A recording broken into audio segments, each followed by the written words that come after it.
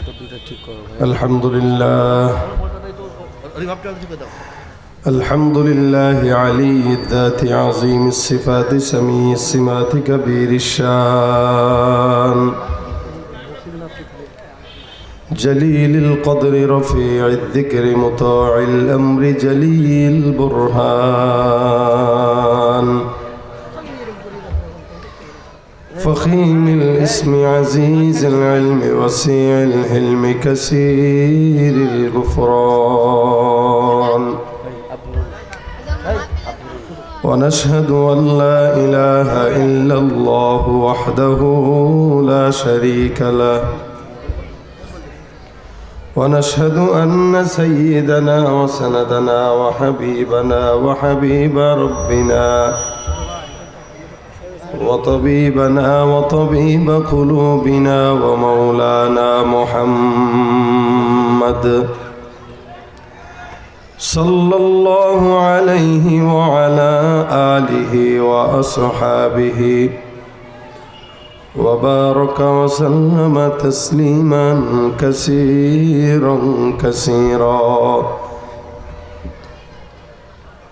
الذي أرسله الله تعالى بالحق بشيرا ونذيرا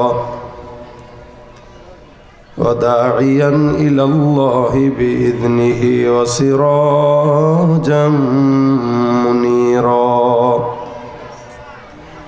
أما بعد فأعوذ بالله من الشيطان الرجيم بسم الله الرحمن الرحيم إن الذين آمنوا وعملوا الصالحات كانت لهم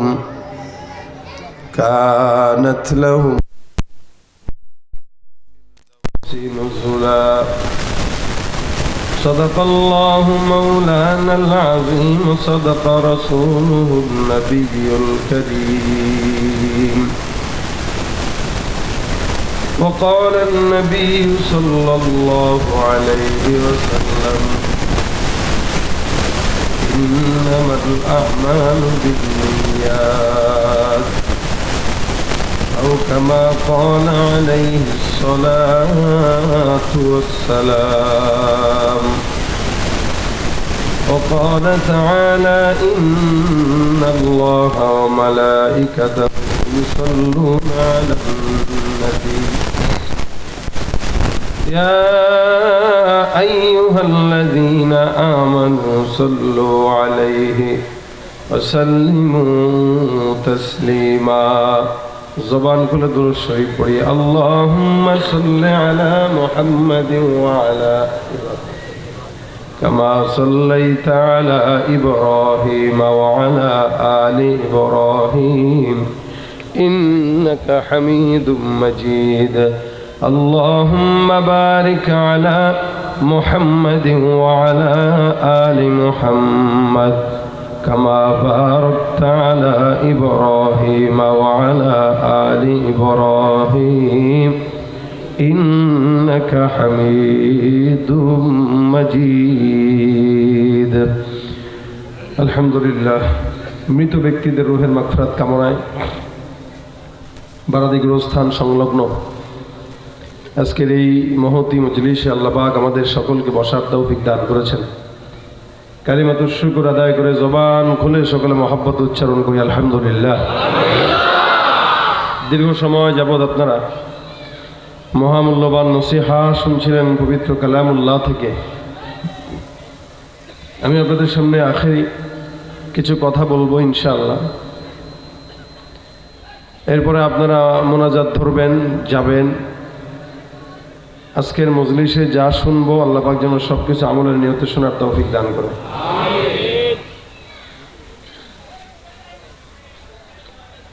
এই পাশেই কবরস্থান, যেহেতু যে জায়গাটায় কিছু মানুষ শুয়ে আছে, এই জায়গাটায় আমাদেরও যাওয়া লাগবে, নাকি আপনারা যাবেন না? আমি কালকেও তো এরকম হতে পারে, আগামীকাল মাটির নিচে আছি, আপনাদের এরকম কেউ থাকতে পারে যারা আগামীকাল মাটির নিচে চলে যাবে। কে যে যাবে এটা কেউ জানে না। সকালবেলা সুস্থ, রাত্রেবেলা মৃত, রাত্রেবেলা সুস্থ, সকালে ভোরে উঠে মৃত। এটাই জিন্দেগির নিয়ম, আল্লাহ পাকের নিজাম। মরতে যে হবে এই ব্যাপারে কোনো দুনিয়ার মানুষের এক বিন্দু পরিমাণে মতানৈক্য নাই, দ্বিমত নাই। সবাই বিশ্বাস করে মরবে, আমিও বিশ্বাস করি মরবো, আপনারাও বিশ্বাস করেন মরবেন। মরার পরে মরাটা বড় বিষয় না, মরবে তো সবাই। মরার পরে জান্নাত পাবো কিনা জাহান্নাম পাবো এটা বড় বিষয়। দুনিয়াতে অনেক ভালো অবস্থায় আছি কিন্তু মরার পরে জাহান্নাম, এই জিন্দেগির কোনো ফায়দা নেই। দুনিয়াতে খুব বেশি ভালো অবস্থায় নাই কিন্তু মরার সাথে সাথে জান্নাত, এই জিন্দেগির ফায়দা আছে। এই জিন্দেগি আল্লাহর কাছেও দামি, দুনিয়ার মানুষের কাছেও দামি। কি বলেন আপনারা? আচ্ছা এখানে বলেন জবানটা খুলা কারা কারা জান্নাত চাই আমরা? আল্লাহ তুমি কবুল করো বলেন আমিন। তার মানে সবাই চান। জান্নাত চায় না এমন কোনো মানুষ দুনিয়াতে নেই। প্রতিটা মানুষের মনের চাহাত যে আমি জান্নাতে যাব। সে বেঈমান হোক, নাফরমান হোক অথবা অন্য কেউ হোক, মানুষ জান্নাত চায়। সবচেয়ে বড় নাফরমানটাও বলে আমিও জান্নাতে যাব, কিন্তু সে জান্নাতের কোনো কাজ করে না। আমরা জান্নাত চাই লেকিন জান্নাতের কোনো কাজ আমরা করতে চাই না, করিও না। অথচ আল্লাহ পাক বান্দাকে সহজে জান্নাতুল ফিরদাউস দান করবেন, এটা কোরআনের ওয়াদা। জোরে বলেন সুবহানাল্লাহ। যতক্ষণ আছেন ততক্ষণ জোরে জোরে সুবহানাল্লাহ বলবেন। রাজি আছেন? এটা দ্বিতীয়বার যেন বলতে না হয়, কারণ এই মজলিসে বসার কারণে আমরা সুবহানাল্লাহ আলহামদুলিল্লাহ বলি, অন্যথায় আমরা গীবত শেখায়তে ব্যস্ত থাকি। এই জন্য যতক্ষণ আমি আছি ততক্ষণ আওয়াজ দেওয়া হবে জিহাদের ময়দানের মতো। আওয়াজ হয় নাই? জোরে বলেন ইনশাআল্লাহ, আরো জোরে ইনশাআল্লাহ।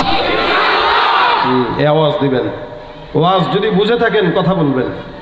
আলহামদুলিল্লাহ আমি বিশ্বাস করি সবাই বুঝমান, কারণ যুবকদের মাহফিলে বয়ান করে তেমন মজা পাই না, মুরব্বীদের প্রোগ্রামে বয়ান করে মজা পাই। কেন? এরা বুঝমান, এরা কথার গভীরতা বুঝে, যেটা একটা জওয়ান সহজে বুঝে না। তা আপনারা বুঝমান, যখন যেখানে সুবহানাল্লাহ আলহামদুলিল্লাহ বলা দরকার তখন সেটা বলবেন। কথা বললেন না, তখন সেটা বলবেন ইনশাআল্লাহ। জান্নাতে যাওয়ার জন্য আল্লাহ পাক দুইটা কথা বলেছেন, বেশি না। এই যে জান্নাত চান সবাই বললেন, কাজ করতে হবে। বলেন না কয়টা? দুইটা। একটা কাজ অলরেডি আমরা আছি, একটা কাজের মধ্যে আমরা আছি। আরেকটা কাজ একটু মানায় নিতে হয়, করতে হয়, মন না চাইলেও করতে হয়। এক নম্বর আল্লাহ পাক রব্বুল আলামিন বলেন ইন্নাল্লাযীনা আমানু, তার মানে হলো যারা ঈমান আনে। দুই নম্বর ওয়া আমিলুস সলিহাত, ঈমান আনার পর যারা নেক কাজ করে, আল্লাহ পাক বলেন কানাত লাহুম জান্নাতুল ফিরদাউসি নুজুলা। সব বান্দাদেরকে আমি আল্লাহ, ঈমানদার আর নেক কাজ করেনেওয়ালা বান্দা, এদেরকে আমি আল্লাহ রাব্বুল আলামিন জান্নাতুল ফিরদাউস দান করার ওয়াদা করলাম। ভিন্ন আয়াতে আল্লাহ পাক ডাক দিয়া বলেন ইন্নাল্লাযীনা আমানু ওয়া আমিলুস সলিহাতি উলাইকা হুম খায়রুল বারিয়া। যারা ঈমান আনে, নেক কাজ করে, আল্লাহ পাক ঘোষণা দিয়া বলেন দুনিয়ার সব বান্দাদের ভিতরে এ সকল বান্দারা আল্লাহর কাছে দামি। জমিনের মধ্যে আল্লাহর কাছে দামি হওয়ার জন্য এর চাইতে বড় কোনো আমল নাই। এক নাম্বার ঈমান, দুই নাম্বার নেক কাজ যারা করে, আল্লাহ পাক তাদেরকে জমিনের মধ্যে সব চাইতে আফজল বান্দা হিসেবে ঘোষণা করেছেন। সুবহানাল্লাহ। বলেন তো আমরা ঈমানদার কিনা? সবাই জোরে বলেন ঈমানদার কিনা আমরা? বলেন আলহামদুলিল্লাহ। আমাদেরকে ঈমানদার বানাইছেন কে? কোনো সন্দেহ আছে?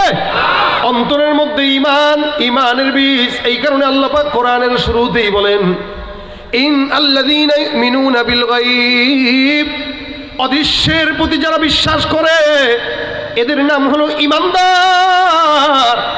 আল্লাহ আল্লাহ পাক রব্বুল আলামিন জমিনের সব বান্দাদেরকে মুমিন বলেছেন যারা মুহাম্মদুর রাসূলুল্লাহ সাল্লাল্লাহু আলাইহি ওয়াসাল্লামকে মানে, যারা আল্লাহর প্রতি বিশ্বাস রাখে, দেখে নাকি না দেখে? না দেখে। এখানে আমিও দেখি নাই, আপনারাও দেখেন নাই, একজন বান্দাও দেখে নাই। জমিনের বান্দারা নিজের চর্মচোখ দিয়া নিজের কপালের ভাঁজ পর্যন্ত দেখে না। আয়নার সাহায্য ছাড়া নিজের কপাল যেই বান্দা দেখে না, আয়নার সাহায্য ছাড়া নিজের গাল যেই বান্দা দেখার ক্ষমতা রাখে না, ওই বান্দা কশ্চিন কালেও আল্লাহকে দেখার যোগ্যতা রাখে না। আপনি আমি দেখব কোথায়? কারণ আল্লাহর নবী মূসা কালিমুল্লাহ দেখতে পারে নাই। না দেখে বিশ্বাস করার নাম ঈমান। এই কারণে আল্লাহর নবী মূসাও ডাক দিয়ে বলে, আল্লাহ তোমাকে দেখতে মন চায়, মালিক দেখা দিয়া দাও। আল্লাহ পাক রব্বুল আলামিন ডাক দিয়া বলেন, মূসা দেখা সম্ভব নয়, জমিনের মধ্যে আমি আল্লাহ নূরের কিছু তাজাল্লি পাহাড়ের চূড়ায় ছড়ায় দিব।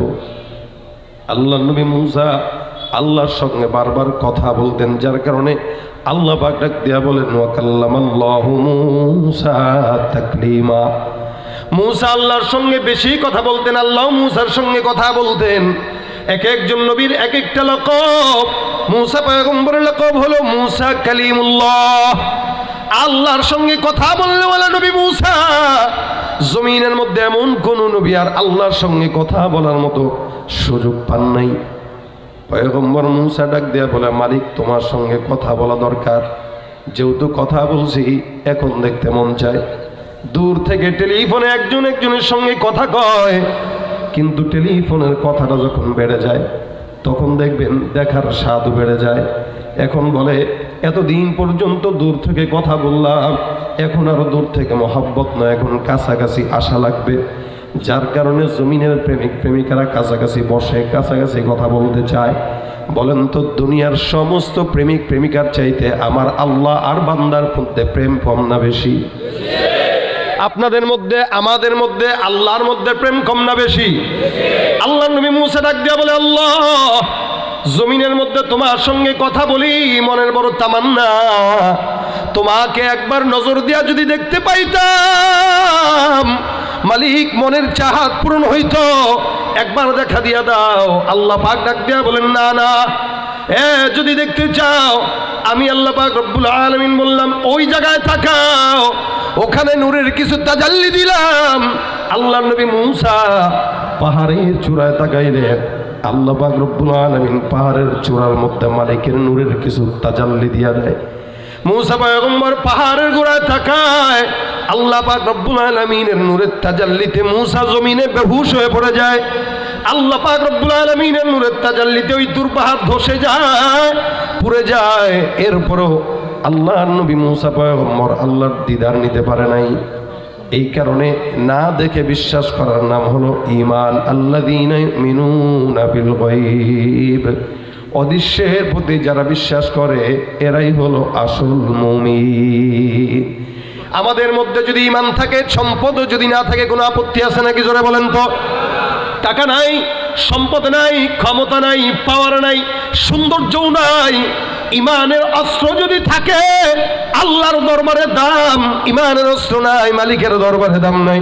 সুতরাং যত বড় কোটিপতি হোক না কেন, সুন্দর হোক না কেন, আল্লাহর কাছে কিন্তু আবু জাহেলের দাম ছিল না, আল্লাহর কাছে কিন্তু আবু লাহাবের দাম ছিল না। আল্লাহ পাক রব্বুল আলামিনের কাছে ওই বেলালের মতো হাবশি গোলামের দাম কিসের কারণে বলেন তো? ইমানের কারণে। নাই বা পেলাম অর্থ করি, নাই বা পেলাম ঘর, নাই বা পেলাম সুখের দেখা, হোক না আপন পর, পথের ধুলোয় জীবন আমার হোক ধূসর মলিন, অনাহারে অনাদরে যাক না কেটে দিন, তবু দুঃখ আমার নাগাল কভু পাবে না হৃদয়, সব হারালেও তাও করি না নিঃস্ব হবার ভয়, আমি মুসলমান আমার ধন হলো ঈমান, ঈমানি নূরের রৌশনীতে দীপ্ত আমার প্রাণ। ঠিক কিনা? সব চাইতে বড় সম্পদ কি? জোরে বলেন কি? ঈমান তিন জিনিসের সমন্বয়। এক নম্বর তাসদীক বিল জিনান, দুই নম্বর ইকরার বিল লিসান, তিন নম্বর আমল বিল আরকান। তিন জিনিসের নাম কি বলা হয়? ঈমান। এক নম্বর বান্দা অন্তর দিয়ে বিশ্বাস করবে আল্লাহ কয়জন, এটা আমাদের ভিতরে আছে না নাই? বিশ্বাস করে কি করি না? আয় মুসলমান, ইহুদিরাও কিন্তু বিশ্বাস করে আল্লাহ আসমান বানাইছে, নাসারাও কিন্তু বিশ্বাস করে আল্লাহ জমিন বানাইলো, আমরাও বিশ্বাস করি আল্লাহ পাক আসমান জমিন বানাইলো। কিন্তু পার্থক্য আছে না নাই? আছে। কেন? আল্লাহ পাক রব্বুল আলামিন বলেন, ওয়ালা ইন সাআলতাহুম মান খালাকাস সামাওয়াতি ওয়াল আরদা লা ইয়াকুলুনাল্লাহ। আসমান আর জমিন বানাইলো কে, এই ব্যাপারে যদি প্রশ্ন করা হয় আল্লাহ পাক রব্বুল আলামিনের ব্যাপারে, কাফের মুশরিকরাও বলবে আল্লাহ সৃষ্টি করেছেন, আসমানও বানাইছেন আল্লাহ, জমিনও বানাইছেন আল্লাহ, পাহাড়ও বানাইছেন আল্লাহ, যা কিছু নজরে আসে সব কিছু বানাইছেন আল্লাহ। আমার আল্লাহ পাক রব্বুল আলামিনকে তারাও মানে, আমরাও মানি, কিন্তু পার্থক্য কোথায়? তারা আল্লাহকেও মানে আবার অন্যের পূজা করে, আল্লাহকেও মানে সূর্যের পূজা করে, আল্লাহকেও মানে চন্দ্রের পূজা করে। আর আমরা ইমানদার যারা আছি, আমরা আল্লাহকে মানি, লেকিন আল্লাহর সঙ্গে জীবন দিতে রাজি, তবু শরীক করতে রাজি না। ঠিক না? এটা ঈমান, এটা ঈমানের আলামত। এটাকে বলা হয় তাসদীক বিল জিনান, অন্তর দিয়ে বিশ্বাস করবে, ইকরার বিল লিসান, জবান দিয়ে স্বীকার করবে। আবু তালেবের মতো একজন পয়গম্বরের চাচা আল্লাহর নবীকে মানছে কিন্তু স্বীকার করে নাই। এই স্বীকারোক্তি না দেওয়ার কারণে আবু তালেব জাহান্নামী হয়ে গেছে। তিন নম্বর হইল আমল বিল আরকান। সব কিছু মানলাম, বিশ্বাসও করলাম, স্বীকারও করলাম, কিন্তু আমল নাই। এই জন্য আমাদের সমাজে অধিকাংশ মুসলমানরা ফজর নাই, জোহর নাই, আসর নাই, মাগরিব নাই, শুধুমাত্র জুমার নামাজেই মসজিদে যায়। ওই যে আমল বিল আরকান নাই, সব আছে, জবান দিয়াও বলে, অন্তর দিয়াও স্বীকার করে, গায়ের মধ্যে আল্লাহর হাবিবের কোনো সুন্নতের দেখা নাই, মনের মধ্যে আল্লাহ পাকের প্রেমের মহব্বত নাই। এটা হলো আমল বিল আরকান। অন্তর দিয়া বিশ্বাস করবে, জবান দিয়া স্বীকার করবে, আর বান্দা তার আমল দিয়া সব প্রচার করবে। 5 ওয়াক্ত নামাজ পড়বে, সুন্দর করে ইবাদত করবে, কোরআন তেলাওয়াত করবে, যেগুলো আদেশ করেছেন ওগুলো মানবে, নিষেধ যেগুলো করছেন এগুলো করবে না। এই 3 নাম্বার জিনিসটা যদি বান্দার মধ্যে থাকে, ওই বান্দাকে পরিপূর্ণ ঈমানদার বলা হয়। অর্থাৎ আল্লাহ পাকের সমস্ত হুকুম আহকামগুলো মানার নাম ঈমান। এ মুসলমান, এই কারণে আল্লাহ পাক বলেন ইন্নাল্লাযীনা আমানু, যারা ঈমানদার হয়, অর্থাৎ এই ঈমানদার যারা, এটা যারা যাদের ভিতরে সব আছে, সব নামাজ পড়বে ঘুষ খাবে না, এটা ঈমানদার নয়। নামাজ পড়বে সুদ খাবে, ঈমানদার নয়। নামাজ পড়বে জিনাও করবে, ঈমানদার নয়। নামাজ পড়বে হালাতান সব সময় গুনাহ করবে, এটা ঈমানদার নয়। নামাজ পড়বে গুনাহ থেকে বাঁচবে। আল্লাহ পাক বলেন ওয়াতাআওয়ানু আলাল বিররি ওয়াত তাকওয়া ওয়ালা তাআওয়ানু আলাল ইসমি ওয়াল উদওয়ান। ভালো কাজের সঙ্গী হও, ভালো কাজের সহযোগী হও, খারাপ কাজ থেকে নিজে বাঁচো, অন্যকে বাঁচাও। সব হলো আল্লাহ পাকের আদেশ। এই সব কিছু কোনো ঈমানদার বান্দা যদি মানে, একে বলা হয় মুমিন। আল্লাহ বলেন ইন্নাল্লাযীনা আমানু, 2 নম্বর ওয়া আমিলুস সলিহাত। নিশ্চয়ই আমরা ঈমানদার, কোনো সন্দেহ নাই। এখন সন্দেহ কোন জায়গায়? বলে সৎ কাজ করি না, যার কারণেই তো যেখানে সেখানে ঘুষের টাকা পাইলেন নাইতেও দেরি করি না। যেহেতু আমরা সৎ কাজ করি না, সুদের টাকা পাইলেও খাইতে দেরি করি না। যেহেতু সৎ কাজ করি না, মিথ্যা কথা বলতেও দ্বিধা করি না। যেহেতু সৎ কাজ করি না, আরেকজনের জায়গার মধ্যে নিজের দেয়াল উঠাইতে দ্বিধা করি না। নিশ্চয়ই যেহেতু সৎ কাজ করি না, সমাজে মানুষের সঙ্গে ধোঁকাবাজি করতে দ্বিধা করি না। আল্লাহ পাক ডাক দিয়া বলেন যারা ঈমানদার আর যারা নেক কাজ করে, এই সমস্ত ঈমানদারদের জন্য আমি আল্লাহ জান্নাতুল ফিরদাউসের ওয়াদা করে দিলাম। সুবহানাল্লাহ। নেক কাজের মধ্যে অসংখ্য কাজ আছে। নবী করিম সাল্লাল্লাহু আলাইহি ওয়াসাল্লাম বলেন নিশ্চয়ই যারা নেক কাজ করে এরা জান্নাতি। নিয়তটা যদি ঠিক থাকে, নেক কাজের নিয়ত যদি আল্লাহর জন্য হয়, ওই বান্দা জান্নাতি। হাদিস শরীফে পয়গম্বর সাল্লাল্লাহু আলাইহি ওয়াসাল্লাম বলেন, এ মুসলমান, একজন লোক সারা জিন্দেগি বদ্দিন কাজ করছে, কোনো ঈমানের কাজ করে নাই। আল্লাহর নবী সাল্লাল্লাহু আলাইহি ওয়াসাল্লাম বলেন, বান্দা একদিন রাস্তা দিয়া হেঁটে যায়, হঠাৎ করে তাকায় দেখে একটা কুকুর ওই জায়গায় কাতরায়, পানির পিপাসায় জিহ্বাটা বের হয়ে গেছে। কুকুরের পিপাসা লাগছে। ওই যুবকটা কোনোদিন নেকের কাজ করে নাই। যুবকটায় রাস্তা দিয়ে হেঁটে যায়, কুকুরের হালত দেখে, মনের মধ্যে দিলের মধ্যে মায়া হয়। আল্লাহ পাকের একটা মাখলুক, এই মাখলুকের প্রতি বান্দার দিলের মধ্যে মায়া। বান্দাটা চিন্তা করে, সারা জিন্দেগি কোনোদিন কোনো ইবাদত করি নাই, একটা কুকুরকে এই জায়গায় দেখলাম পানির পিপাসায় কাতরায়। আল্লাহর বান্দাটা খুঁজতে খুঁজতে তাকায়, দেখে একটা কুয়া দেখা যায়। বান্দাটা সুন্দর করে কুয়ার মধ্যে ঢুকে গেল, নিজের পায়ের মোজাটাও খুললো, ওখান থেকে পানিটা উপরে উঠায়া নিজে কিছুক্ষণ খায়। আলহামদুলিল্লাহ, ঠান্ডা পানি যে কত বড় নেয়ামত, এটা রাসূল হাদিসও বর্ণনা করেছেন। এই বান্দাটা পানি খাওয়ার পর কুকুরটার সামনে যায়, মোজাটা পানি বের করে ধরলো। কুকুরটা সাথে সাথে ওই পানির মধ্যে, বান্দা ওই পানির মধ্যে আশ্রয় পড়লো। আল্লাহর এই নিকৃষ্ট একটা প্রাণী কুকুর পানি পান করলো। নবী করিম ডাক দিয়া বলেন, সাহাবা আজমাইনের দল, নেক কাজটা এমন একটা জিনিস, এই বান্দাটা সারা জিন্দেগি গুনাহ করলো। সারা জিন্দেগি এমন কোনো ইবাদত নাই যে ইবাদতটা বান্দা একদিনের জন্য করলো। ইমানদাররা কোনোদিন নেক কাজা করে না, এই বান্দাটার গুনাহ কাজা নাই, সব গুনাহ হাজির। আল্লাহর হাবিব সাল্লাল্লাহু আলাইহি সাল্লাম বলেন, এই বান্দাটা শুধুমাত্র নিকৃষ্ট কুকুরকে পানি পান করাইলো। কিয়ামতের ময়দানে আল্লাহ পাক বান্দাকে ডাক দিয়া বলবে, অমুক বান্দা দাঁড়ায় যাও। বান্দা সুন্দর করে দাঁড়ায় যাবে। আমার রব্বুল আলামিন ওই বান্দাকে একটা কুকুরকে পানি পান করানোর মতন এক কাজ করার কারণে বিনা হিসাবে জান্নাত দান করে দিবে। নেক কাজের দাম আছে না নাই? হাদিস শরীফে রাসূল করিম সাল্লাল্লাহু আলাইহি ওয়াসাল্লাম বলেন, এরকম আর একজন মহিলা যে নাকি বিড়ালকে আঁকড়ায় ধরার কারণে, কষ্ট দেওয়ার কারণে জাহান্নামী হয়ে গেছে। একজন ইমানদার বিড়ালকে কষ্ট দেওয়ার কারণে জাহান্নামী, আর একজন বদকার কুকুরকে পানি পান করানোর কারণে জান্নাতি।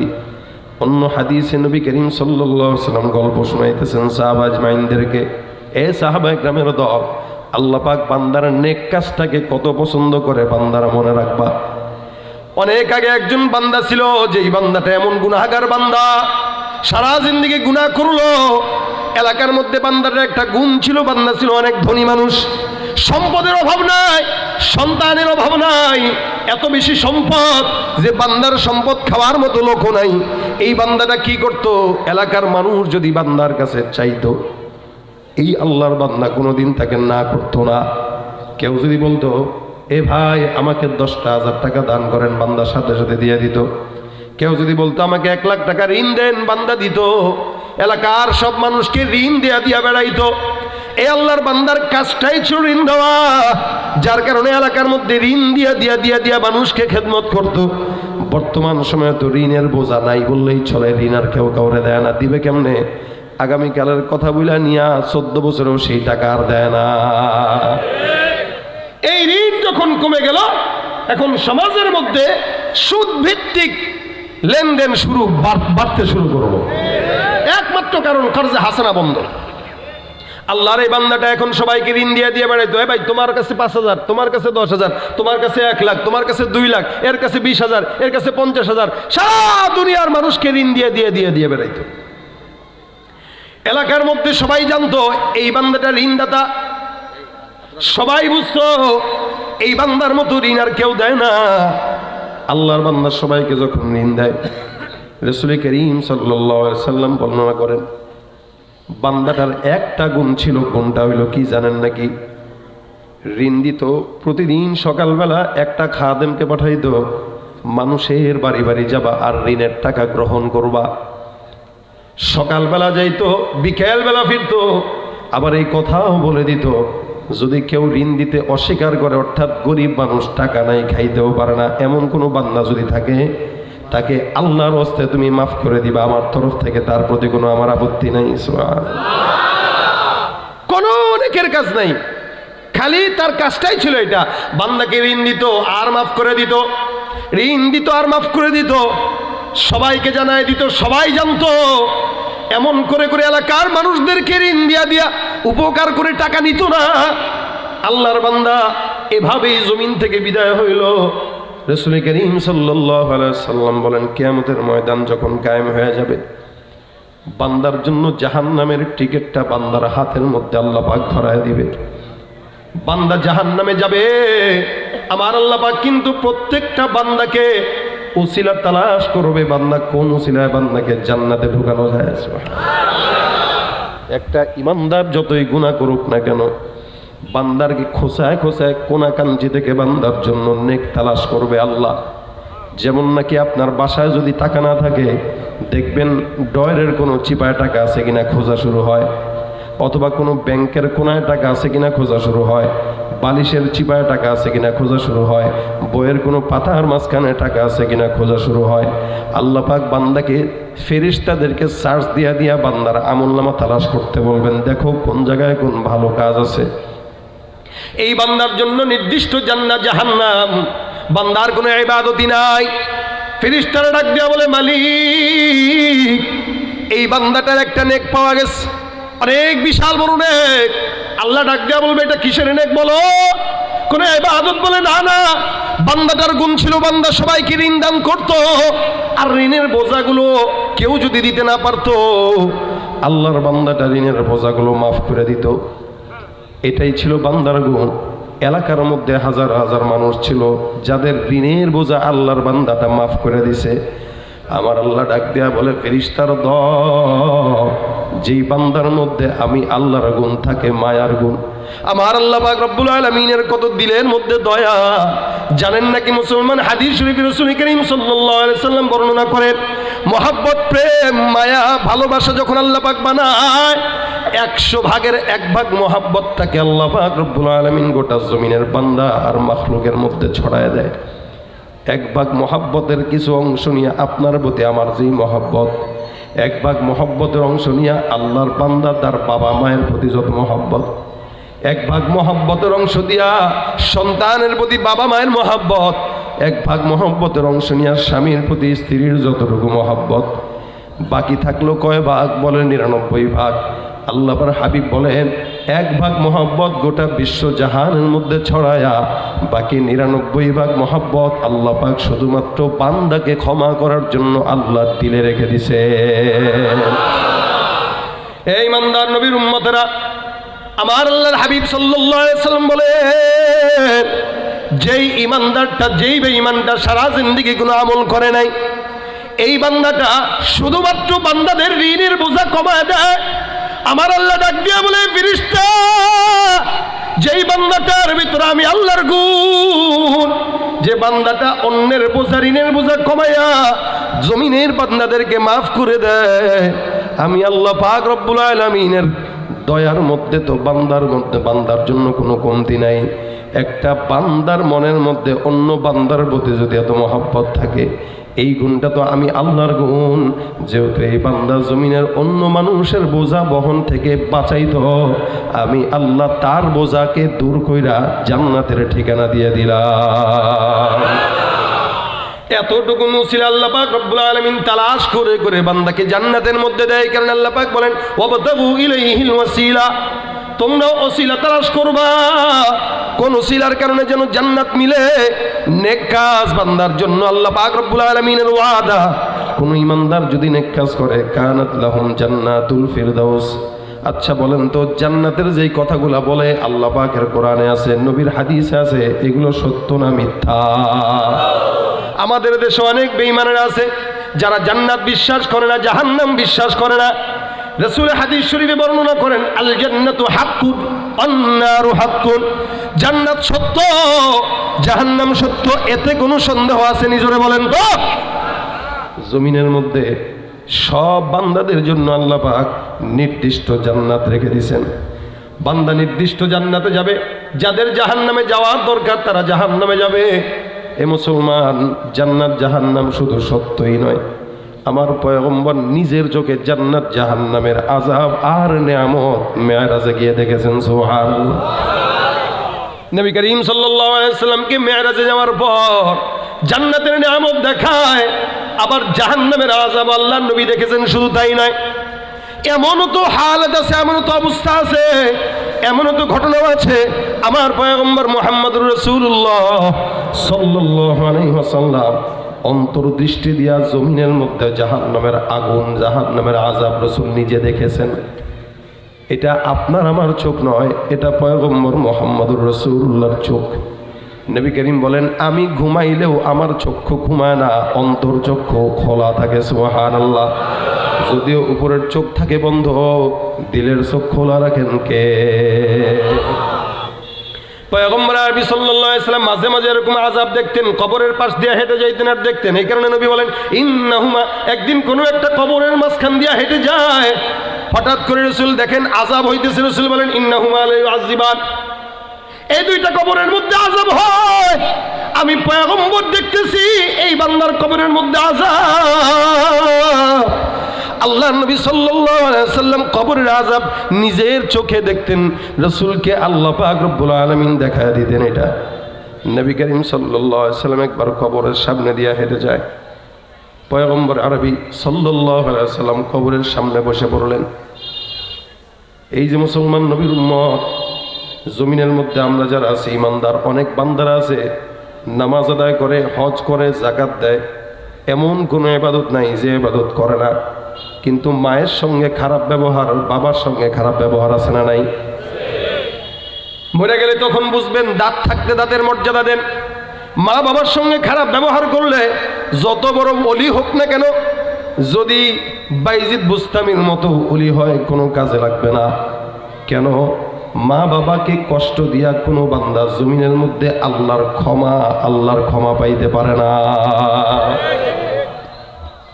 রাসূল করিম সাল্লাল্লাহু আলাইহি ওয়াসাল্লাম কবরের পাশ দিয়া যাইতেন আর কবরের আযাব দেখতেন। এই কবরে আযাব হয়, এই কবরের মানুষ এরকম হালতে আছে, এটা মাঝে মাঝে হইতো।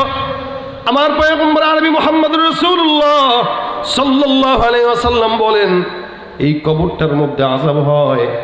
এই কবরের বান্দা, রাসূল করিম সাল্লাল্লাহু আলাইহি ওয়াসাল্লাম কবরের বান্দা এই কবরটার পাশে সুন্দর করে বসে বসে দোয়া করা শুরু করলেন, আল্লাহ যেই কবরের মধ্যে আযাব হয় এই কবরটারে মাওলা তুমি কবরের বান্দারা তুমি মাফ করে দাও। রাসূলের তো এরকম দিলের মধ্যে দয়া, কোনো বান্দা জাহান্নামী হবে পয়গম্বর এটা কোনোদিন সহ্য করতে পারতেন না। রাসূল করিম সাল্লাল্লাহু আলাইহি ওয়াসাল্লাম কোনো কবরের সামনে দিয়ে আযাব দেখলেই দোয়া করে দিতেন। এমনিও পয়গম্বর কবরের সামনে দিয়ে গেলে দোয়া করতেন। আল্লাহ রাসূল যদি দোয়া করেন, দোয়াটা আল্লাহ পাক রব্বুল আলামিন কবুল করেন। এত দয়ার পয়গম্বর আপনার মতো আমার মতো ইমানদার বান্দাদের জন্য, গুনাহগার বান্দাদের জন্য আল্লাহ পাকের হাবিব অগ্রিম দোয়া আল্লাহর কাছে করে আমাদের জন্য মাফ চেয়ে নিছেন। এটা হলো পয়গম্বরের শান। রাসূল আল্লাহর কাছে আমাদের সবার জন্য, উম্মতে মুহাম্মাদির জন্য কিয়ামত পর্যন্ত যত গুনাহ করবে, আল্লাহ রাসূল বলেছেন, আল্লাহ এরা গুনাহ করলেও আপনি এদেরকে আযাব দিয়ে একবারে ধ্বংস করেন না। কেন? এরা তো অন্য কোন নবীর উম্মত না, এদেরকে একবারে ধ্বংস করলে যাবে কোথায়? এই কারণে এদেরকে আল্লাহ আপনি মাফ করে দিন। আল্লাহ রাসূলকে আল্লাহ পাক সান্ত্বনা দিয়েছেন, টেনশনের কোনো কারণ নাই। আমি আল্লাহ বললাম, এদেরকে আমি আল্লাহ একা ছাড়বো না। এদের ইন্তেকাল পর্যন্ত নয়, বরং জান্নাত পর্যন্ত আমি আল্লাহ আমার কুদরতি হাতে এদেরকে হেফাজত করে নিয়ে যাব। এটা আল্লাহ রাসূলের সাথে আল্লাহ পাক ওয়াদা করছেন। নবী আপনার পেরেশানির কারণ নাই, আপনি কার জন্য পেরেশানি করেন? আপনার উম্মত শ্রেষ্ঠ উম্মত, আমরা শ্রেষ্ঠ উম্মত। শ্রেষ্ঠত্ব পাওয়ার পরেও যদি কেউ শ্রেষ্ঠত্ব ধরে রাখতে না পারে, ওর মতো নালায়েক নাখানদার কেউ সমাজে হতে পারে না। এখন আল্লাহ পাক রব্বুল আলামিন শ্রেষ্ঠ বানায় রাখছেন আমাদেরকে। এই জন্য নবী বলেন, যদি জান্নাতে কেউ যেতেই হয় আমার উম্মতরা আগে যাবে। সুবহানাল্লাহ। সব বান্দাদের আগে সিরিয়াল আমাদের, সব বান্দারা পরে আগে আমরা। কিয়ামতের ময়দানে প্রায় 120টা কাতার, 120 কাতারের মধ্যে আল্লাহর নবী সাল্লাল্লাহু আলাইহি ওয়াসাল্লাম বর্ণনা করেন 120 কাতারের মধ্যে 40টা কাতার হবে সব নবীর উম্মতদের কাতার। আদম থেকে নিয়ে ঈসা পর্যন্ত যত নবী পয়গম্বর আসলো সবগুলা নবীর উম্মতদের সংখ্যা হবে 40 কাতার। বাকি থাকলো 80 কাতার। রাসূল করিম সাল্লাল্লাহু আলাইহি ওয়াসাল্লাম বলেন, বাকি 80 কাতার উম্মত আমি পয়গম্বর মুহাম্মদুর রাসূলুল্লাহর উম্মত সাহাবা আজমাইন ডাক দিয়া বলেন, ইয়া রাসূলুল্লাহ, এতগুলা উম্মতকে, কোটি কোটি উম্মতকে আপনি পয়গম্বর চিনবেন কি করে? নবী করিম সাল্লাল্লাহু আলাইহি ওয়াসাল্লাম বলেন, এই উম্মতরা যখন কিয়ামতের ময়দানে দাঁড়াবে, বান্দারা যখন নামাজের জন্য ওযু করত, বান্দা যখন মুখ ধুইত, বান্দা যখন হাত ধুইত, আল্লাহ পাক কিয়ামতের ময়দানে বান্দার ওযুর অংশগুলোকে নূরের নূরান্বিত করে দিবে। ওযুর অঙ্গ দেখে দেখে আমি আল্লাহর নবী একজনকে জান্নাতে পাঠায় দিব। এটা হলো আমাদের ফজিলত, নবী করিম সাল্লাল্লাহু আলাইহি ওয়াসাল্লামের শেষ উম্মতদের ফজিলত। আল্লাহ পাক চতুর্দিক থেকে আমাদের জন্য সহজ করলেন, যার কারণে বান্দার যেন জান্নাত পর্যন্ত যাইতে কোনো কষ্ট না হয়। জান্নাতে যাওয়ার পর্যন্ত দায়িত্ব আল্লাহ পাক রব্বুল আলামিন আমাদের জন্য রেখে দিয়েছেন। আল্লাহ বলে, বান্দা যতই কোনো রাসূল, এই কারণে হাদিস শরীফে বলেন, যতই গুনাহগার হোক না কেন, মান ক্বালা লা ইলাহা ইল্লাল্লাহ ঈমানান ওয়া ইহতিসাবান ফাদাখালাল জান্নাহ। একবার যদি কোনো বান্দা কালেমা পাঠ করে নেয়, ইমানের সঙ্গে ইহতিসাবের সঙ্গে আমলও যদি সুন্দর করে করে, হয়তো মাঝে মাঝে কোনো গুনাহ হয়, গুনাতে এমন কোনো বুজুর্গ নাই যে এই গুণবন্দি ব্যক্তি করে না। যত বড় পীর হোক না কেন, বুজুর্গ হোক না কেন, কেউ যদি মনে করে আমার মতো দামি আর কেউ নাই, আমার মতো নেককার আর কেউ নাই, ওই বান্দার মতো নালায়েক বান্দা আর কেউ নাই। কারণ দুনিয়াতে যত বড় পীর বুজুর্গ হোক না কেন, কেউ তো গুনাহ থেকে মুক্ত নয়। শুধুমাত্র নবীরা মাসুম আর সাহাবা আজমাইনরা নিষ্পাপ। আল্লাহ পাক সাহাবা ইকরামদের ব্যাপারে কোরআনের মধ্যে বর্ণনা করেন, রাদিয়াল্লাহু আনহুম ওয়া রাদু আন। এরাও আমার উপরে খুশি, আমিও এদের উপরে খুশি, আল্লাহও খুশি, তারাও খুশি। এরা জান্নাতি, কারণ আল্লাহ পাক রব্বুল আলামিন বলেন এগুলো সব হলো জান্নাতি। আল্লাহ পাক বলেন কিয়ামতের ময়দানে নবীরা, সাহাবা আজমাইনরা, যত নবীর নিকটবর্তী বান্দারা আছে, এরা বেশি জান্নাতি হবে। আস-সাবিকুন আস-সাবিকুন উলাইকাল মুকাররাবুন ফি জান্নাতিন নাঈম সুল্লাতুম মিনাল আউয়ালিন ওয়া কলিলুম মিনাল আখিরিন। জমানার মধ্যে অনেক বান্দারা এখানে আছেন। অনেক সময় আমরা দেখা যায় আমাদের আকাবিরদেরকে গালি দেই, আমাদের বুজুর্গানে দিনদেরকে গালি দেই, আল্লাহওয়ালাদেরকে গালি দেই, পীর সাহেবদেরকে গালি দেই। আমি যে আমার বুজুর্গদেরকে গালি দিচ্ছি, আমি তো নিজের অনেক ভালো মনে করতেছি, কিন্তু আমরা এটাও বলি যে আমাদের পীরেরা, আমাদের বুজুর্গরা, আমাদের ইমামরা কোরআন নাকি হাদিস নাকি বুঝে নাই। এই কথা বলে বলে তাদেরকে গালি দেয়। মনে রাখবেন, আমাদের বুজুর্গরা কোরআন হাদিস যদি বুঝে নাই, আপনার কথা অনুযায়ী হয়, এরা কোরআন হাদিস না বুঝলে এরা জান্নাত বুঝেছে। আর আপনি আমি কোরআন হাদিস বুঝার পরেও জাহান্নামী হয়ে তারপরে কবরে যাই, ঠিক কিনা? কোরআন হাদিস বুঝে কিন্তু আমল নাই। মানার নাম কামিয়াব, জানার নাম কামিয়াব না। সামি'না ওয়া আতা'না। ইমানদার যারা শুনবে আর মানবে, শুনবে আর মানবে। এই কারণে আমরা যদিও তাদেরকে গালি দেই, কিন্তু আল্লাহ পাক বলেন জামানা যত অতীতের দিকে গেছে, জামানা যত রাসূলের নিকটবর্তী মানুষগুলো তত জান্নাতি, ঠিক কিনা? জামানা যত রাসূলের নিকটবর্তী মানুষগুলো তত জান্নাতি। জামানা যত রাসূল থেকে দূরবর্তী, যেমন আজকের সন্তান আগামী 10 বছর পরের সন্তান, আজকের সন্তানটা 10 বছর পরের সন্তান থেকে একটু হইলেও ভালো। কেন? সে রাসূলের নিকটবর্তী 10 বছরের বেশি। আর আমরা আমাদের বাবার চাইতে খারাপ কেন? আমার বাবার জন্ম রাসূলের নিকটবর্তী 60 বছর হইল, 50 বছর হইল। আগামীর সন্তান আজকের সন্তান চাইতে একদিনে হইলেও পিছায় আছে। কারণ যে যত বেশি নিকটবর্তী, সে আল্লাহর তত জান্নাতের নিকটবর্তী। সুবহানাল্লাহ। ভাইরা আমার, এই কারণে অতীতের মান্দাদেরকে গালি দেওয়ার আগে চিন্তা করবেন, ওরা তো জান্নাতি হয়ে গেছে। নবী করিম সাল্লাল্লাহু আলাইহি ওয়াসাল্লাম এই কারণে বলেন, খায়রু উম্মতি করনি সুম্মাল্লাযীনা ইয়ালুনাহুম সুম্মাল্লাযীনা ইয়ালুনাহুম। সবচেয়ে আফজল জামানা আমি রাসূলের জামানা, এরপরের জামানা হইল সাহাবা আজমাইনদের জামানা, এরপরের জামানা হইল তার পরবর্তীদের জামানা। হ্যাঁ, এরা সবাই জান্নাতের সার্টিফিকেট নিয়ে জমিন থেকে বিদায় হয়েছে। এরপরে যতগুলো মানুষ আছে, এরা কিন্তু কেউ জান্নাতের সার্টিফিকেট পায় নাই। তবে হ্যাঁ, আল্লাহ পাকের ক্ষমা তাদের জন্য আছে। বান্দা চাইতে দেরি, কিন্তু আল্লাহ মাফ করতে দেরি করবে না। ভাইরা আমার, এই কারণে নবী করিম সাল্লাল্লাহু আলাইহি ওয়াসাল্লাম আল্লাহর কাছে বান্দাকে বেশি বেশি মাফ চাওয়ার জন্য বলছেন, নেক কাজ করার জন্য বলছেন।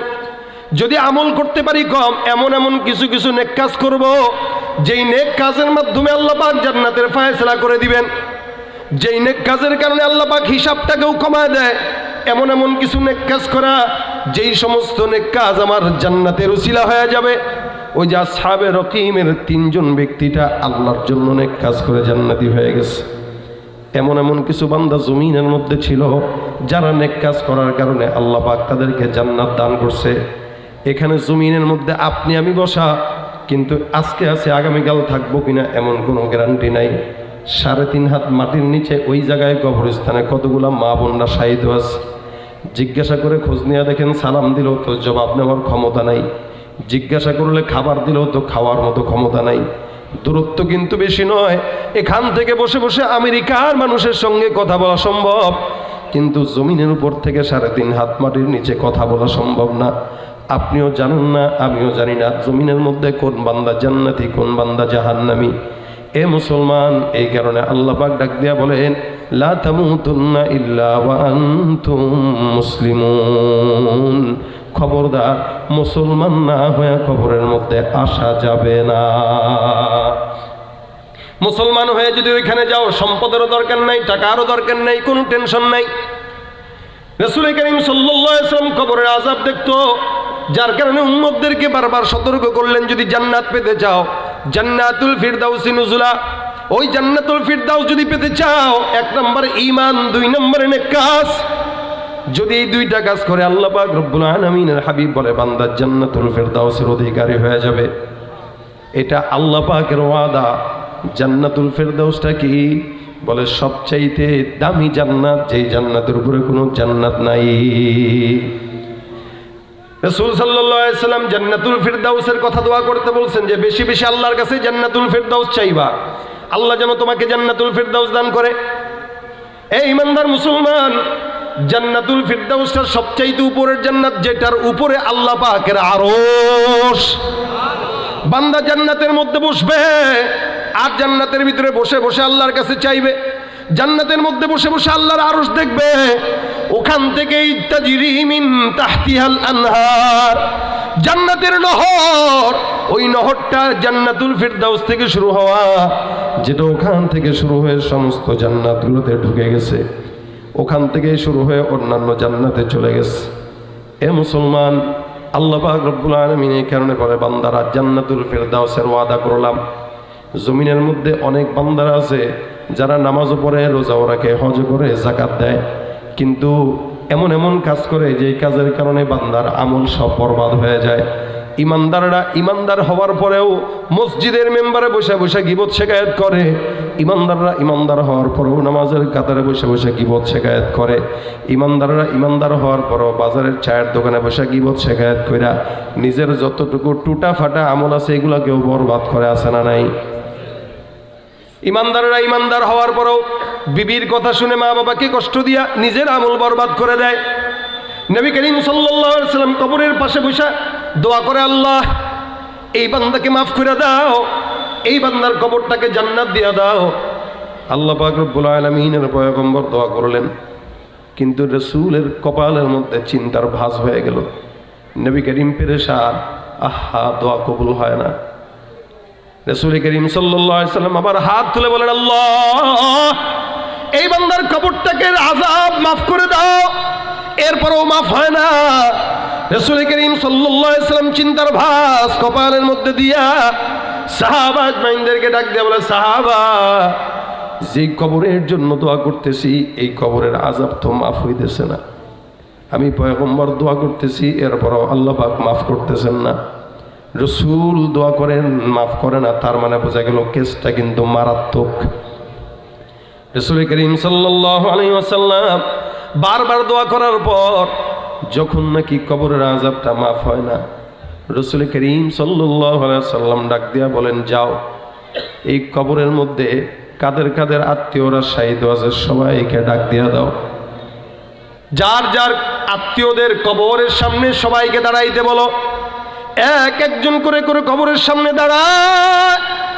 আল্লাহ রাসূল তাকায় দেখে এই কবরের সামনে কোনো লোক নাই, একজন বান্দাও কবরের সামনে নাই। সবাই সবার আত্মীয় স্বজনের কবরের সামনে এসে দাঁড়ায় গেছে। রাসূল করিম তাকায় দিকে কবরটার সামনে কেউ এখনো আসে নাই।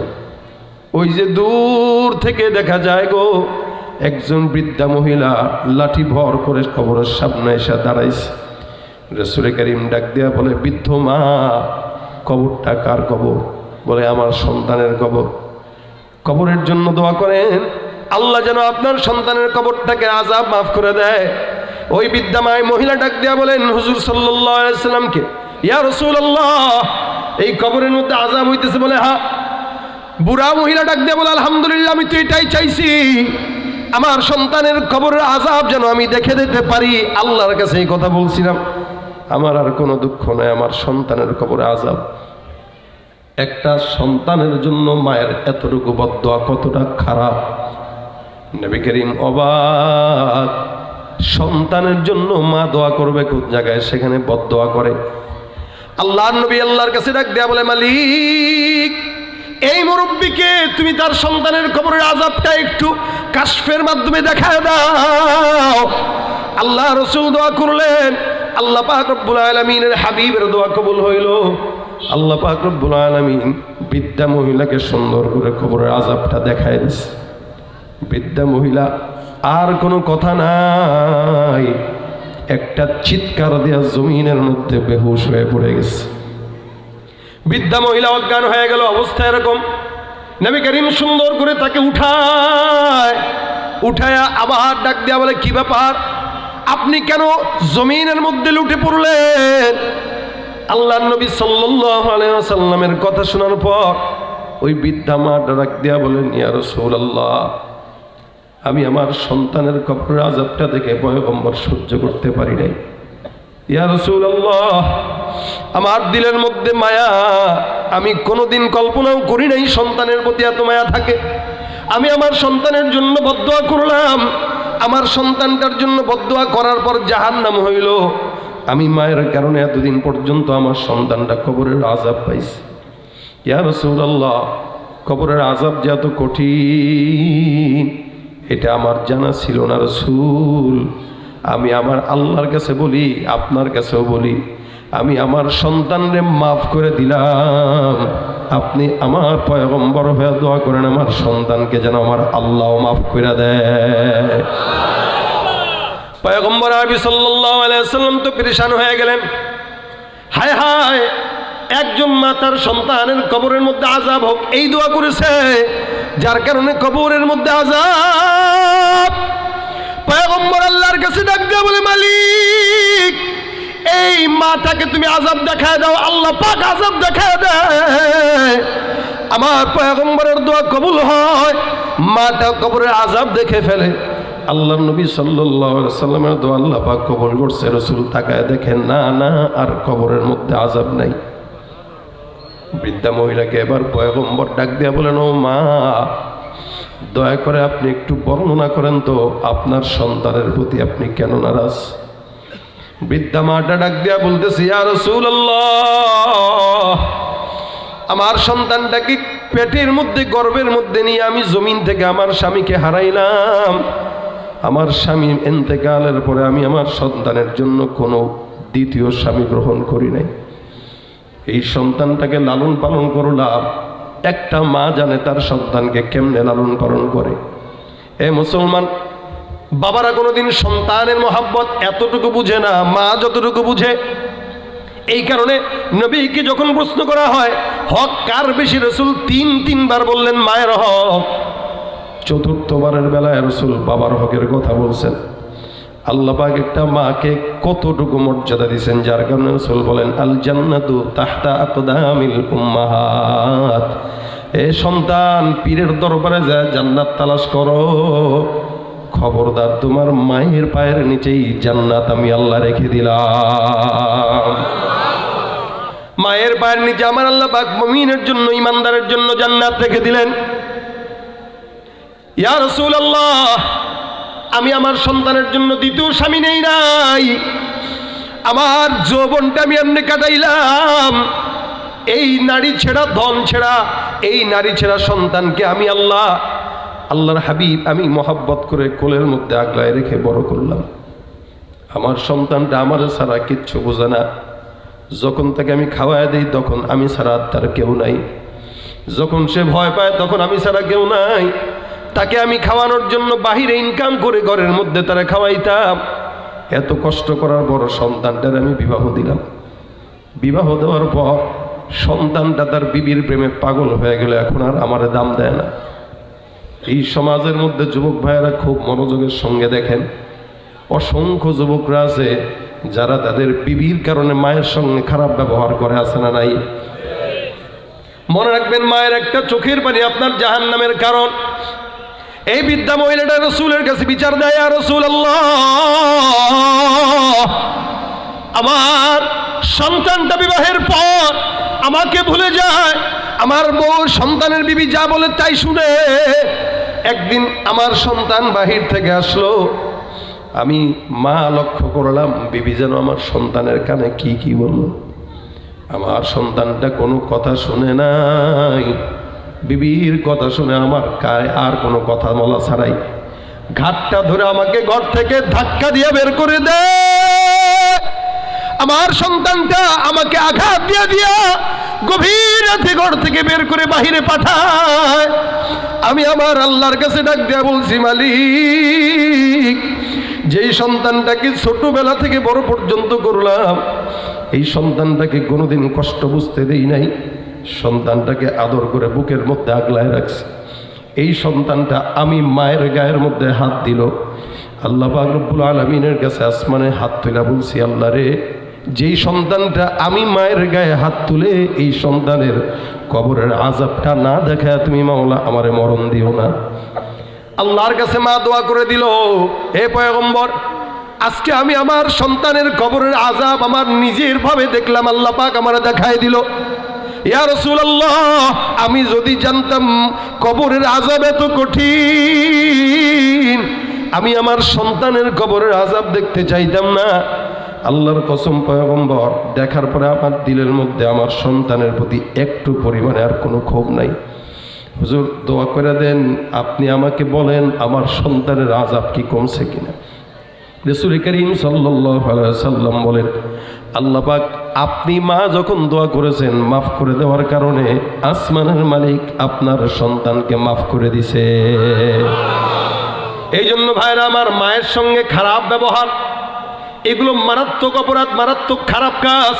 যত বড় বুজুর্গ হন না কেন, যত বড় ইবাদত করেন না কেন, যত বড় পীর হন না কেন, হাজার লক্ষ মুরিদও যদি আপনার থাকে, মায়ের সঙ্গে খারাপ ব্যবহার যদি হয়, যেই মায়ের সঙ্গে দেখা করতেও রাসূল নিষেধ, যেই রাসূলের সঙ্গে দেখা করতেও নিষেধ করেছেন ওয়াইস আল কারণীকে, শুধুমাত্র মায়ের সঙ্গে দেখা করার কারণে সেবা করার জন্য।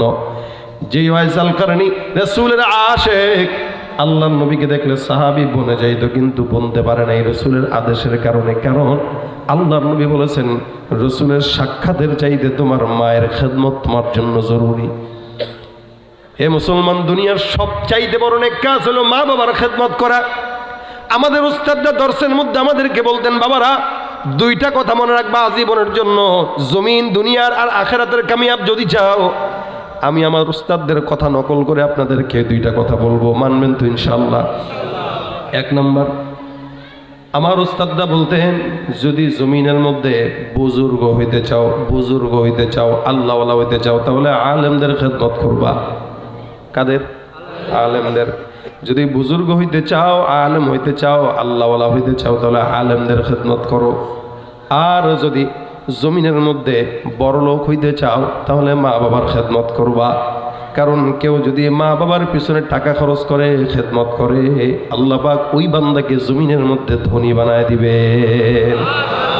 কথা হলো দুইটা। এক নম্বর হইলো আলেমদের খেদমত করলে কি হওয়া যায়? ওলি হওয়া যায়। বলেন কি হওয়া যায়? ওলি হওয়া যায়। আলেমদের খেদমত করে ওলি হইবেন, মা বাবার খেদমত করে ধনী হইবেন। কেউ যদি ওলি হয়, ধনী হয়, তার কি আর টেনশন আসেনি? সবচাইতে নেক কাজ মায়ের খেদমত করা। জমিনের মধ্যে মা যাদের আছে তারাই বুঝে মায়ের সম্মান, যাদের নাই তারাও বুঝে মায়ের খেদমতের সম্মানটা কি। যারা করে তারা জানে, আর যারা করে না তারা আল্লাহর কাছে আফসোস করতে করতে কান্দে যে আল্লাহ, মাটা যদি থাকতো আজকে শীতের মধ্যে আম খাওয়াইতাম, কাঁঠাল খাওয়াইতাম। কিন্তু মায়ের কবরের পাশে যায় যায় দাঁড়ায় দাঁড়ায় ডাক দেয়া বলে, মা রে, আজকে পকেটের মধ্যে লক্ষ লক্ষ টাকা কামাই করি, কিন্তু তোরে একটা আম, 1 কেজি আম কিনে দিতে পারি না। কত মানুষ কবরের মধ্যে শুয়ে আছে। এ মুসলমান নবীর উম্মত, মায়ের জন্য যদি নেক কাজ করতে চান, তাহলে মায়ের কবরের মধ্যে সওয়াব পৌঁছানোর জন্য নেক কাজ করবেন, টাকা দান করবেন, সদকা করবেন, সূরা ইয়াসিন তেলাওয়াত করে পাঠ করবেন। এগুলোর চাইতে বড় নেক কাজ আর কোনো কিছু হতে পারে না। যেই বান্দা মায়ের পাগল, আল্লাহ পাক ওই বান্দাকে জান্নাত না দিয়া কোনোদিন ছাড়বে না। নেক কাজ এটা সবচাইতে বড়, মায়ের খেদমত করা। কত পীর বুজুর্গদের খেদমত করেন, মায়ের খেদমত শুরু করেন, তাহলে এটা সবচাইতে বড় নেক কাজ হবে। হ্যাঁ করবেন, তাদেরটাও করবেন। মা মায়ের জায়গায় সবচাইতে উঁচু, তারা তাদের জায়গায় যার যার হক আদায় করা। বউকে পেয়ে মাকে ভুলে যাওয়া সন্তানগুলো জিন্দেগিতে কোনোদিন ভালো কিছু করতে পারে না, কখনোই পারে না, কখনোই পারে না, সম্ভব না। এই কারণে সবচাইতে বড় উত্তম কাজ, বাবা যদি থাকে বাবার জন্য খেদমত, মা যদি থাকে মায়ের খেদমত করবেন ইনশাআল্লাহ। জোরে বলেন ইনশাআল্লাহ। যেহেতু আজকের এই মাহফিলে মৃত ব্যক্তিদের রুহের মাগফিরাত কামনা হয়, এখানে আপনাদের অনেকের মা বাবারা আছে, শায়িত আছে। এটা আমাদের জন্য ইমানি দায়িত্ব। আমাদের মা বাবার সন্তান হিসেবে আমাদের মা বাবাদের জন্য আমরা এমন কিছু করব যেটা ওনারা কবরে শুয়ে শুয়ে সবগুলো পাবেন। কখনো নামাজে হাত তুলবেন জুমার নামাজের পরে, অথবা 5 ওয়াক্ত নামাজের পরে সূরা ফাতিহা, সূরা ইখলাস 3 বার পড়ে হাতটা তুলেন না। আমরা তো করি সারা বছরে একবার, কোনো মতে হুজুর একটা ডেকে মায়ের জন্য বাবার জন্য একটু 5000 টাকা দিয়ে দোয়া করে, তারপরে বাস খালাস। এটা যেন না হয়। যখনই নামাজের পরে হাত তুলবেন, আল্লাহর কাছে একটু মা বাবার জন্য দোয়া তিরুত পড়া তারপরে হাত তুলবেন, যেন কবরের সওয়াবটা প্রতিনিয়ত পেতে থাকে। রাজি আছেন ইনশাআল্লাহ? চোখের জলে বাঁধ মানে না, বুক ভেঙে যায় চিরে, মা জননী আসবে কি আর আমার বুকে ফিরে, মা জননী আসবে কি আর আমার বুকে ফিরে। মায়ের কথা পড়লে মনে আধার সে ঘিরে, মা জননী আসবে কি আর আমার বুকে ফিরে। কেউ ছিল না পাশে যখন ছিল শুধু মা, সেই মায়ের ভুলে আমি থাকতে পারি না। কেউ ছিল না পাশে যখন ছিল শুধু মা, সেই মায়ের ভুলে আমি থাকতে পারি না। জনম গেল বন্দি আমার দুঃখের কারাগারে, মা জননী আসবে কি আর আমার বুকে ফিরে। জনম জনম থাকতে পারি সব কিছুকে ভুলে, মায়ের বিয়োগ ব্যথায় আমি মূর্ছি তিলে তিলে, ওই সোনা মুখ না দেখিলে কেমনে রব ঘরে, মা জননী আসবে কি আর আমার বুকে ফিরে, মা জননী আসবে কি আর আমার বুকে ফিরে। আল্লাহ সকল মা বাবার কবরকে জান্নাত বানাক, জোরে বলেন আমিন। এখানে দোয়া করবেন আপনারা প্রতিনিয়ত, আমাদের মা বাবা দাদা দাদি যাদের কবর আছে আজকের সব সওয়াবগুলো যেন আল্লাহ পাক তাদের কবরে পৌঁছায় দেয়। বিশেষ করে আব্দুল আলিম সাহেবের মা আমার অনেক মহব্বত করতেন, সব সময় বলতেন বাবা এটা তোমার বাড়ি, না আসলেই কখনো এমনি আসতাম দেখতে, হাসপাতালে অসুস্থ দেখতে গেছি, এই মরে এই বাঁচে এই করতে করতে অনেক দিন আল্লাহ পাকের পরে নিয়ে গেছে, বড় ভাইটাও চলে গেছে, ওনাদের কবরে যেন সওয়াবগুলো পৌঁছায় এই কারণে এই প্রোগ্রামটা করে। এগুলো নেক কাজ, এমন নেক কাজ করবেন যেই সমস্ত নেক কাজ আপনার কবরবাসীদের কবরকেও জান্নাত বানাবে, আপনার কবরটাকেও জান্নাত বানাবে। বিশেষ করে শাবান চলতেছে, এই শাবান মাসে নিজেদের আমলের পরিবর্তন ঘটাবো। আল্লাহ পাক যেন আমলি জিন্দেগি আমাদেরকে দান করেন। রমজান আসলে যেন আমরা ইবাদতের সময় কাটাইতে পারি। আল্লাহ পাক যেন আমাদের সকলের গুনাহগুলো মাফ করে দেন, জোরে বলেন আমিন। আপনারা সকলেই দোয়া করবেন তো ইনশাআল্লাহ, নেক কাজ করবেন তো ইনশাআল্লাহ। সবচাইতে বড় নেক কাজ হবে মা বাবার খেদমত করবেন, এর চেয়ে বড় নেক কাজ আর নাই। বড় হয়ে গেছেন, মা আছে বাবা আছে, প্রতিনিয়ত ওনাদের হক আদায় করবেন, বাচ্চার মতো ওনাদেরকে কেয়ার করবেন। আল্লাহর কাছে দোয়া করবেন রব্বির হামহুমা কামা রব্বায়ানি সগীরা। আল্লাহ পাক যেন আমাদের আজকের এই মজমাকে কবুল করে, আল্লাহ পাক যেন আমাদেরকে নেক কাজের জিন্দেগির হায়াত দান করে, বলেন আমিন। ইনশাআল্লাহ সবাই বসবেন। আজকের এই প্রোগ্রামের বরকতান মুনাজাত পরিচালনা করবেন মুক্তারুজ্জামান সাহেব, মুফতি সাহেব হুজুর। আলহামদুলিল্লাহ, হযরত বুজুর্গ মানুষ, এখনই দোয়া হবে, উঠবেন না কেউ। যেহেতু প্রোগ্রামটা আমরা সাধারণত প্রোগ্রাম 11টার উপরে হোক এটা আমরা চাই না, এই কারণে আপনাদেরকে আগেই শেষ করে দিলাম।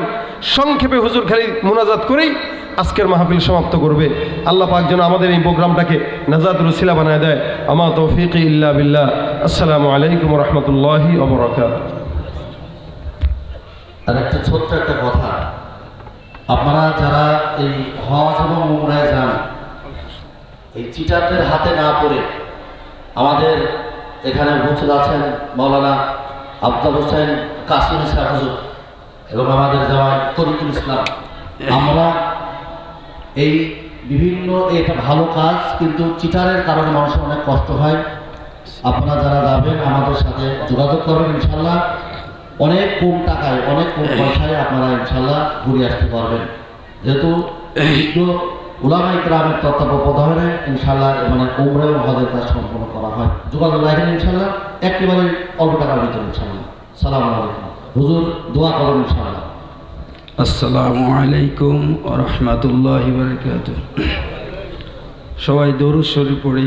আল্লাহুম্মা সাল্লি আলা সাইয়্যিদিনা নাবিয়িনা ওয়া শাফিনা ওয়া হাবিবিনা ওয়া মাওলানা মুহাম্মদ সাল্লাল্লাহু আলাইহি ওয়া আলা আলিহি ওয়া আসহাবিহি ওয়া বারাকা ওয়া সাল্লাম। আল্লাহুম্মা সাল্লি আলা সাইয়্যিদিনা নাবিয়িনা ওয়া শাফিনা ওয়া হাবিবিনা মাওলানা মুহাম্মদ সাল্লাল্লাহু আলাইহি ওয়া আলা আলিহি ওয়া আসহাবিহি ওয়া বারাকা ওয়া সাল্লাম। আলহামদুলিল্লাহি রাব্বিল আলামিন। আসসালাতু ওয়াসসালামু আলা সাইয়্যিদিল আমবিয়াই ওয়াল মুরসালিন। রব্বানা যালামনা আনফুসানা ওয়া ইল্লাম তাগফির লানা ওয়া তারহামনা লানাকুনান্না মিনাল